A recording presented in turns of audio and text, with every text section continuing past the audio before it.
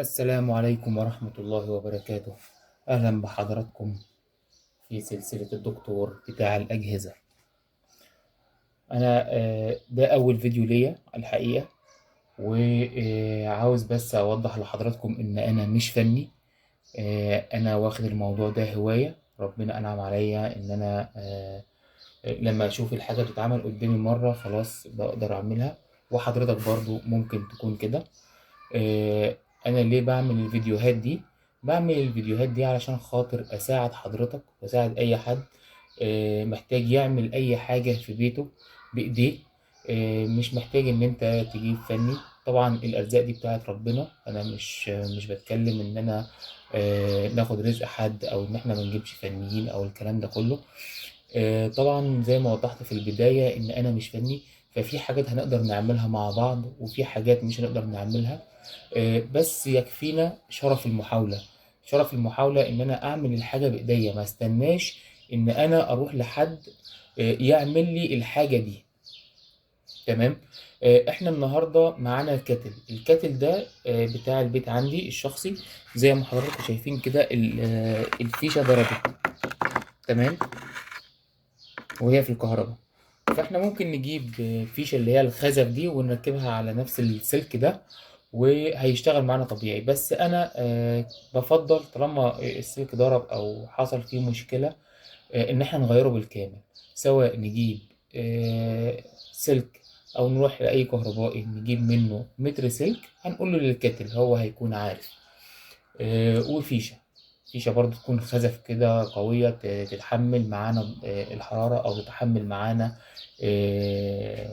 ضغط الكتل. وأنا معايا النهاردة كان عندي كاتل قديم. جبت الكابل بتاعه. الكاتل ده كان الهيتر بتاعه محروق أو السخان بتاعه اتحرق.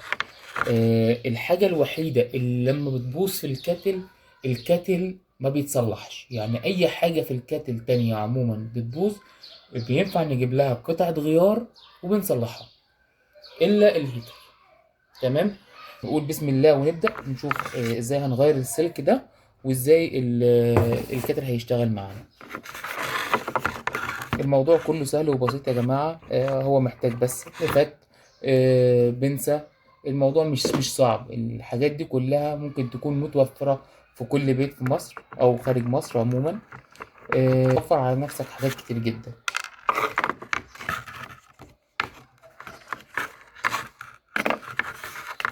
زي ما حضراتكم شايفين بكل بساطة بنشيل ترميلتين دول، ترميلتين.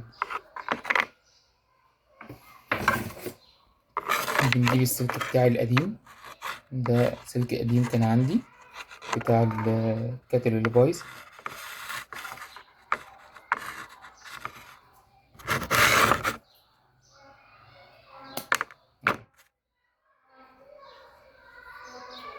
ان شاء الله فيديوهاتنا كلها هتكون من غير مونتاج ومش هبخل على حضراتكم باي حاجه. واللي بيشاهدنا لو شافني بعمل اي حاجه غلط اتمنى تصلح لي ده في الكومنتات. يعني تعليقكم هيبسطني. وكمان حاجه يعني الفيديوهات دي انا بعملها على روح والدي رحمه الله عليه. فمحتاج من كل اللي بيسمعني دلوقتي او كل اللي بيشاهدنا ان هو يدعي لوالدي بالرحمه والمغفره. ده شرينكات انا جايبها، هو المتر بحوالي 5 جنيه. واحنا ممكن ان احنا نعمله بالشكرتون، بس انا بفضل الشرينك الحراري او المكرونة زي ما البعض بيقول. ده بتجيبه من عند اي حد بتاع الكترونيات بيتباع بالمتر. وفي برضه بيكون في كيسة كده فيها كل الاحجام بحوالي 50 جنيه او 60 جنيه.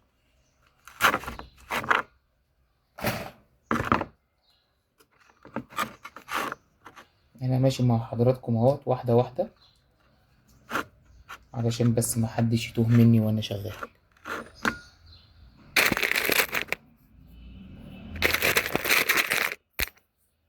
دول الترميلتين اللي احنا هنشتغل عليهم.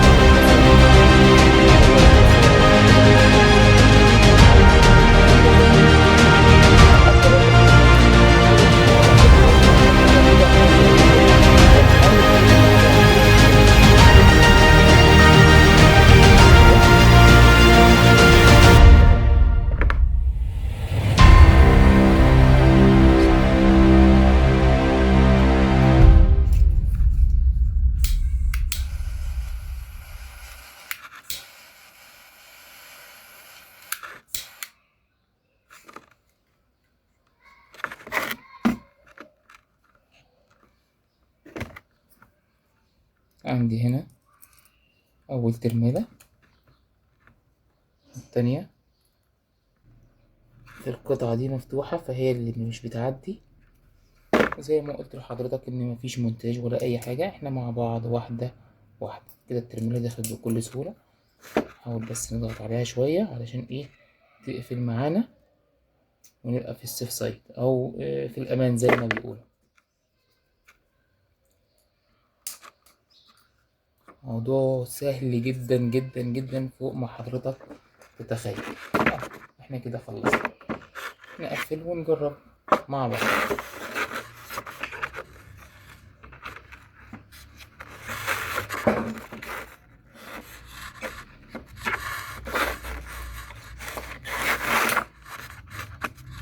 واعذروني لو التصوير فيه اي مشكلة او حاجة، لان انا بشتغل وبصور لنفسي. زي ما قلت لحضراتكم انا حابب اشارككم بس كل اللي بعمله علشان انا استفيد وحضراتكم تستفيدوا برضه.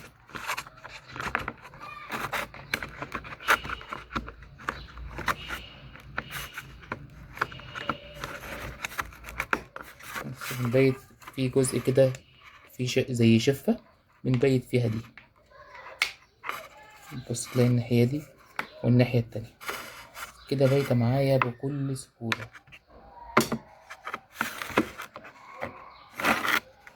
لو جيت حطيتها هنا برضو عشان تاخد بالك وانت بتركب، في زي فتحة بسيطة جدا جدا جدا هتدور عليها هنا. هتلاقيها فين؟ هتلاقيها هنا لو باينة في التصوير عموما يعني الناحية دي. تخليها عليها كده علشان بس ايه الحاجة تكون محكمة ونقفلها زي قفلة المصنع بالظبط.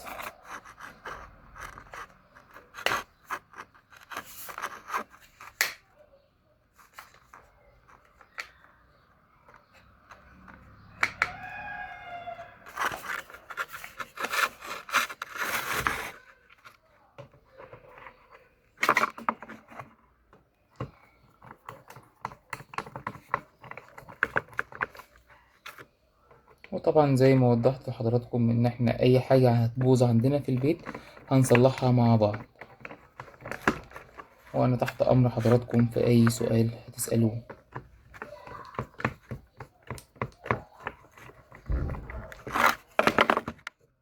احنا كده خلصنا الحمد لله.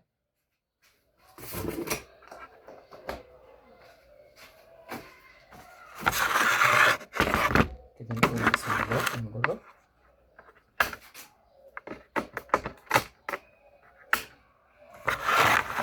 نجيب مية بس.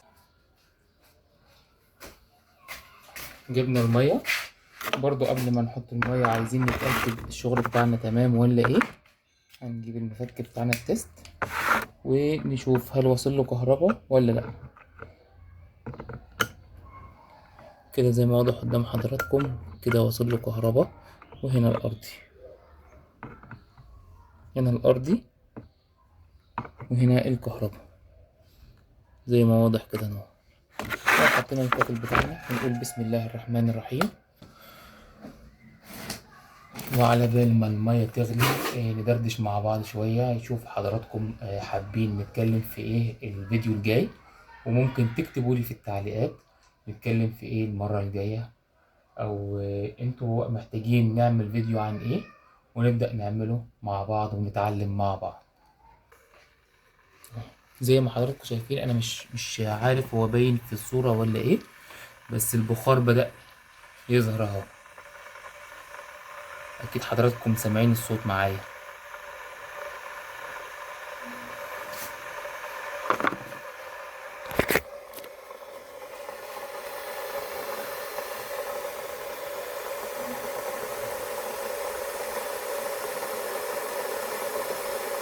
العدة اللي حضراتكم شايفينها دي مجهود سنين بالنسبة لي. يعني زي ما قلت لكم قبل كده ان الموضوع بالنسبة لي هواية من زمان جدا. فبجمع العدة ديت من زمان جدا جدا جدا. جبتها مفك في بنسة في شاكوش في كل مسمار كل صامولة ليه حكايات معايا وذكريات. فأتمنى إن حضرتك تعمل زي كده ويكون عندك العدة الخاصة بيك، وتبدأ تعمل حاجتك بنفسك في البيت، ما تستناش أي حد يعمل لك حاجة. الموضوع بكل بساطة، يعني احنا كنا ممكن نودي الكاتل ده لأي فني يقول لك يومين تلاتة أربعة، احنا بكل سهولة خلصنا الموضوع. لو استفدت مني أتمنى بس تدعي لي وتدعي لوالدي بالرحمة والمغفرة، وأشوفكم في فيديو جديد إن شاء الله. مع السلامة.